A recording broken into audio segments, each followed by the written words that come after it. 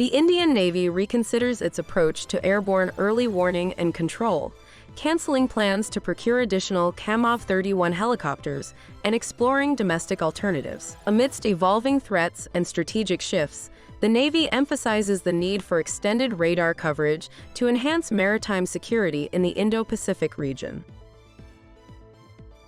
The DRDO reveals details of its long-range radar system, a key advancement in India's missile defense. Major subsystems are developed, with the active array antenna unit assembly underway, marking a significant milestone. The LRR enhances India's missile defense architecture with its AESA radar technology, offering superior detection, precision, and data transmission capabilities.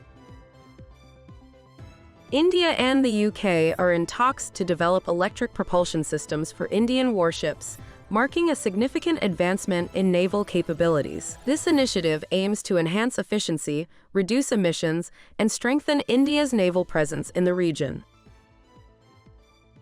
Hyderabad-based Vector Technics introduced its groundbreaking eVector series of counter-rotating motors at the Exponential Expo. These motors offer enhanced efficiency, superior maneuverability, and increased stability for unmanned aerial vehicles, UAVs, and robotics, sparking excitement in the industry.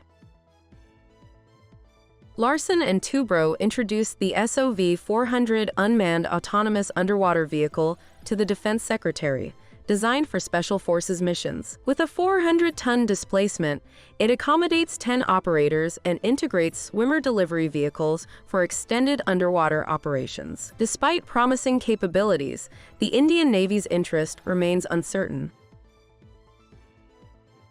India's upcoming acquisition of MQ-9B Predator drones from the U.S. signifies a major leap in defense modernization. Strategically deployed across Tamil Nadu and Uttar Pradesh, these drones will bolster border security and intelligence-gathering efforts. With a total of 31 drones valued at $4 billion, their phased deployment starting in 2026 underscores India's commitment to comprehensive defense preparedness.